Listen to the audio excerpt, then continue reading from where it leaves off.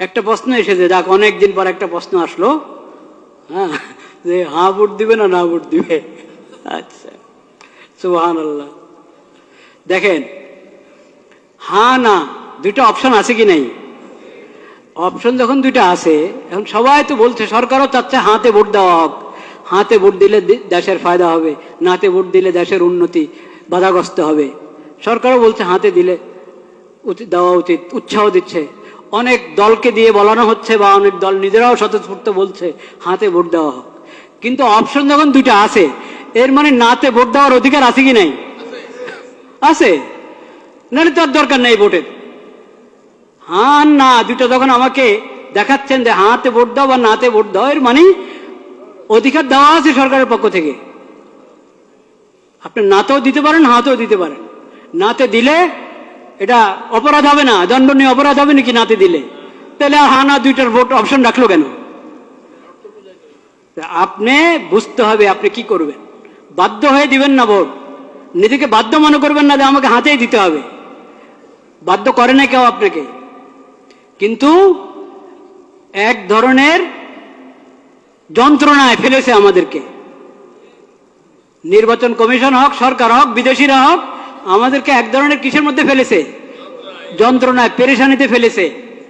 দেখেন, একটা প্রশ্ন, কথার কথা, একটা বোঝার জন্য একটা প্রশ্ন আপনি করলেন, ঢাকা এটা কি বাংলাদেশের রাজধানী না ইন্ডিয়ার রাজধানী?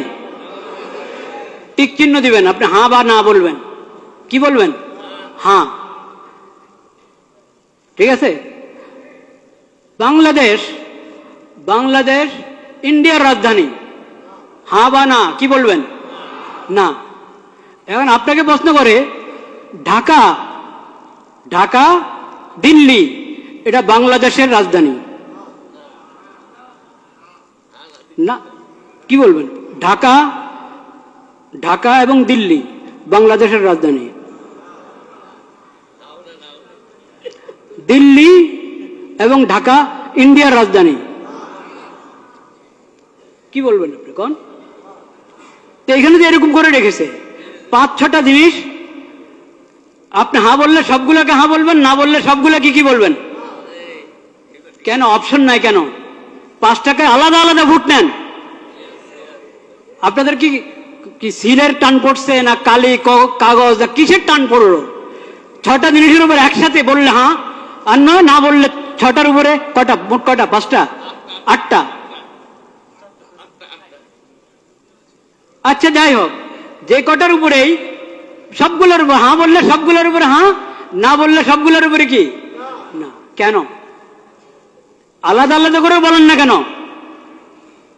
এখন তো মানুষকে মুসিবতে ফেললেন।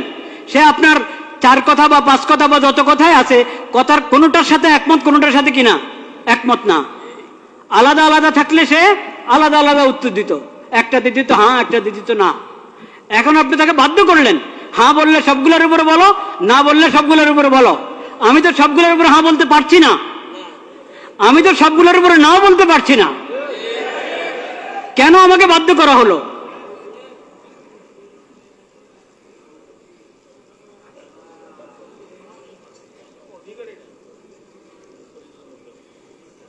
একটা পেরেশানি, একটা যন্ত্রের মধ্যে ফেলা হলো জাতিকে। ভোট দিলে সবগুলোর উপরে হ্যাঁ বলো, আর না বলতে হলে সবগুলোর উপরে না বলো। কিন্তু আপনারা ভয় পাবেন না, হার মধ্যে যেহেতু অনেক অন্যায় কথা আছে, আপনি বুঝে শুনে ভোট দেন। এই কথা কখনো ভাববেন না, এসব প্রতারণাতে আসবেন না যে নাতে ভোট দিলে দেশের উন্নতি রুখে যাবে, দেশের উন্নতি বাধাগ্রস্ত হবে, কখনো না। দেশের কিসমত যদি ভালো হয়, জনগণের কিসমত যদি ভালো হয়, শাসকদের যদি নিয়ত ভালো হয়, তাহলে না ভোট, সবাই নার মধ্যে ভোট দিলেও দেশের উন্নতি চলতে থাকবে ইনশাআল্লাহ। আর যদি নিয়ত ভালো না থাকে, কিসমতও ভালো না, নিয়তও ভালো না, এমন যদি হয়, তো সবাই হাতে ভোট দাও, কাজ হবে না, কাজ হবে না। ভোট একটা আমানত, ভোট একটা আমানত, এটাকে বুঝে শুনে ব্যবহার করেন। একটা অধিকার, এই অধিকার, ভোটের অধিকার একটা আমানত, এই অধিকারকে বুঝে শুনে ব্যবহার করেন,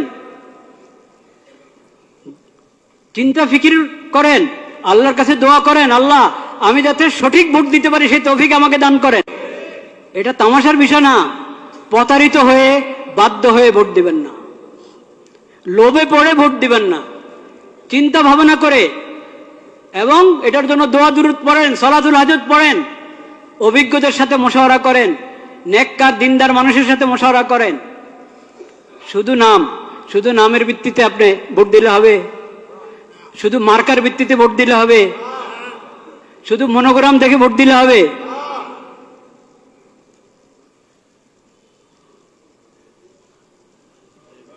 এটা হবে না, চিন্তা ভাবনা করতে হবে। শুধু নাম দিয়ে প্রতারিত হবেন না। ইসলামের নাম ব্যবহার করা হচ্ছে, অনেক দলে ইসলামের নাম ব্যবহার করেছে। তারপর এখন আপনি বলবেন ইসলাম, যেহেতু ওনারা ইসলামের নাম নিয়ে রাজনীতি করছে, ইসলামের নাম নিয়ে ভোটে দাঁড়িয়েছে, নির্বাচন করছে, তাহলে চোখ বন্ধ করে ওদেরকে ভোট দাও। এই কথা বলার সুযোগ নাই, এই কথা বলার সুযোগ নাই। কারণ ইসলামের নাম ব্যবহার করছি আমি, আমার দলের মধ্যে ইসলামের নাম আছে, কিন্তু ইসলাম আসলে কি আমি ইসলাম বাস্তবায়ন করার জন্য মানুষের প্রতিনিধি হতে যাচ্ছি? ভোট যে মানুষের কাছে চাচ্ছি ইসলামের প্রতিনিধিত্ব করার জন্য সংসদে গিয়ে, সেটা আমি আমার নিয়ত আছে কিনা, বা আমি পারবো কিনা, বা আমি দল হিসাবে ইসলামের সঠিক ব্যাখ্যা গ্রহণ করি কিনা, ও সবকিছু দেখার আছে। একটা ইসলামী দল তার ইশতেহার পড়ে দেখেন, সেকুলার দলের ইশতেহার যেমন হয় ওই দলের ইশতেহারও তেমন। ওই ইশতেহার তো বড় কিছু না, আসলে ইশতেহার তো আসলে বড় কিছু না যে শুধু ইশতেহার দেখেই কাউকে ভোট দেওয়া যায়। কিন্তু তারপরেও এটার কিছু না কিছু মূল্য তো আছে, নাহলে সবাই ইশতেহার ছাপে কেন? তো ইশতেহার, আমি ইসলামের কথা বলি কিন্তু আমার ইশতেহার পুরা একটা সেকুলার দলের ইশতেহার মতো মনে হবে আগাগোড়া পড়লে। তো এই জন্য আমি বলছি শুধু ইসলামের নাম, এই কারণে চোখ বন্ধ করে ভোট দিবেন না। আর দলের মধ্যে ইসলামের নাম নাই, শুধু এই কারণে তাকে বলবেন না যে এর ভোট দেওয়াই যাবে না। এখানে বিবেচনার অনেক কিছু আছে। এটা তো দুঃখের বিষয় যে আমরা, আমাদের কাছে ইসলামী খেলাফত ব্যবস্থা নাই। ইসলামী খেলাফত ব্যবস্থা কায়েম করার জন্য কেউ উঠে দাঁড়াচ্ছে না। এটা তো দুঃখের বিষয়, কষ্টের বিষয়। সেই কষ্ট তো আছে, সেই ব্যথা আছে, সেজন্য আমরা ব্যথিত। কিন্তু এখন যারা যারা এই মানবিক দেশ, নিরাপদ দেশ এবং মানবিক দেশ গড়ার জন্য যাচ্ছে, তারা মানবতা কি দিয়ে করবে, প্রতিষ্ঠা করবে? নিরাপত্তা কি দিয়ে বাস্তবায়ন করবে? মানবিক দেশ কিভাবে? মানবতা, কোন মানবতা? পশ্চিমাদের মানবতা না ইসলামী মানবতা? তো ইসলামের কথা, তো ইসলামী মানবতার কথা আপনি বলছেন না। ইসলামী মানবতার কথা বলছেন না। যে মানবতা ইসলাম এবং কোরআনের মাধ্যমে পাওয়া যায়, নবীজির সিরাতের মাধ্যমে পাওয়া যায়, সেটা তো আপনি বলছেন না। মানবিক বাংলাদেশ, নিরাপদ বাংলাদেশ, তো এটা যে কোনো সেকুলার দ্বারা বলতে পারে। এই জন্য শুধু মনোগ্রামের মধ্যে কোনো আয়াত লেখা আছে, শুধু মার্কাটা আরো আকর্ষণীয়, দলের নামটা আকর্ষণীয়, এই কারণে প্রতারিত হয়ে, প্রভাবিত হয়ে ভোট অধিকার ব্যবহার করবেন না। ভোট অধিকার ব্যবহার করতে হলে আপনাকে অনেক চিন্তা ভাবনা করতে হবে, অনেক দোয়া করতে হবে আল্লাহ দরবারে, আল্লাহ আমাকে সঠিক ফয়সালা করার তৌফিক দান করো।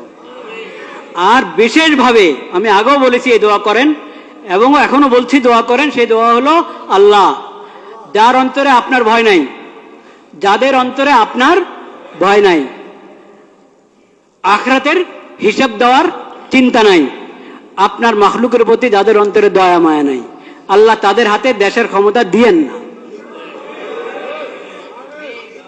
যাদের অন্তরে আপনার ভয় আছে, আখিরাতে আপনার সামনে দাঁড়ায় হিসাব দিতে হবে, এই ফিকির যাদের মাথায় আছে, এবং আপনার মাখলুকের প্রতি, আল্লাহর বন্দাদের প্রতি যার অন্তরে দয়া মায়া আছে, ইয়া আল্লাহ তাদের হাতে আপনি ক্ষমতা দেন। এই দোয়া করতে কোনো সমস্যা আছে? কোনো দলের নামে নিলাম না আমি, কারণ আমার আল্লাহ সবচেয়ে বেশি জানেন, বাস্তব কথা আল্লাহ জানেন কার হাতে ক্ষমতা গেলে তারা উম্মতের জন্য, আল্লাহর বান্দাদের জন্য, দেশের জন্য কল্যাণকামী হবে, এটা আল্লাহ সবচেয়ে কি জানেন, ভালো জানেন। আল্লাহর হাওলা করে দিলাম, আল্লাহ তাদের হাতে দেন যারা আখিরাতমুখী, আখিরাতের ফিকির আছে, আপনার ভয় আছে যাদের অন্তরে, আপনার মাখলুকের প্রতি যাদের অন্তরে দয়া মায়া আছে, তাদের হাতে ক্ষমতা দেন। যারা আপনার ভয়ও তাদের অন্তরে নাই, আখিরাতে আল্লাহ আপনার সামনে দাঁড়ায় হিসাব দিতে হবে এই ফিকিরও তাদের নাই, আপনার মাখলুকের প্রতি দয়া মায়াও নাই, হ্যাঁ, ইয়া আল্লাহ তাদেরকে আপনি ক্ষমতা দিয়েন।